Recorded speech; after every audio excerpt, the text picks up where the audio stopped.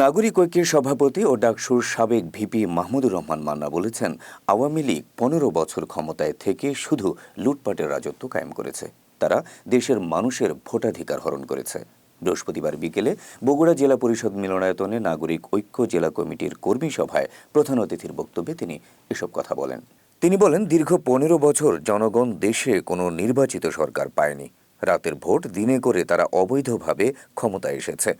সকল মন্ত্রণালয়ে তাদের নেতাকর্মীরা এককভাবে কাজ করেছে, যে কারণে দেশের ১৮ কোটি জনগণ সবকিছু থেকে বঞ্চিত হয়েছেন। ছাইহাটা ডিগ্রি কলেজের ভারপ্রাপ্ত অধ্যক্ষ ও নাগরিক ঐক্য বগুড়া জেলার নেতা মোহাম্মদ মতিয়ার রহমানের সভাপতিত্বে সভায় বিশেষ অতিথির বক্তব্য রাখেন নাগরিক ঐক্য কেন্দ্রীয় কমিটির সাধারণ সম্পাদক শহীদুল্লাহ কায়সার, সাংগঠনিক সম্পাদক সাবিক আনোয়ার, কোষাধ্যক্ষ শাহনাজ হক রানু ও সদস্য আব্দুর রাজ্জাক তালুকদার সজীব।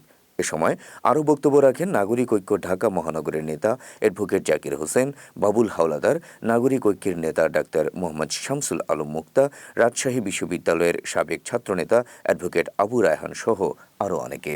ডক্টর ইউনূসের সাথে যারা আছেন তারা কিন্তু এই শেখ হাসিনা বা অন্যান্যদের নাম আমি বলছি না, বিভিন্ন কারণে আপনারা বুঝে নেবেন। তাদের মতো তাদের নামে চুরির অভিযোগ দেয়।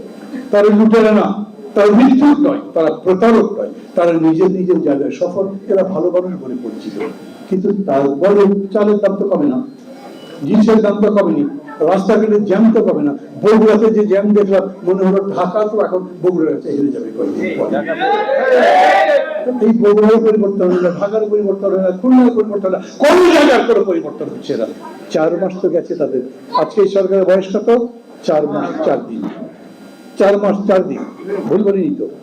4 মাস 4 দিনে এই সরকার আবার বলি পুলিশ ঠিক হয়েছে, ভালো হয়েছে, ব্যুরোক্রেসি ঠিক হয়েছে, প্রশাসন ঠিক হয়েছে, ডিসি অফিস, অফিস যত জায়গাতে যাক, ঘুষ এখন চলে না, টুকটাক এগুলো আমরা জানি না। তা যদি মনে করেন তাহলে ভুল করছে।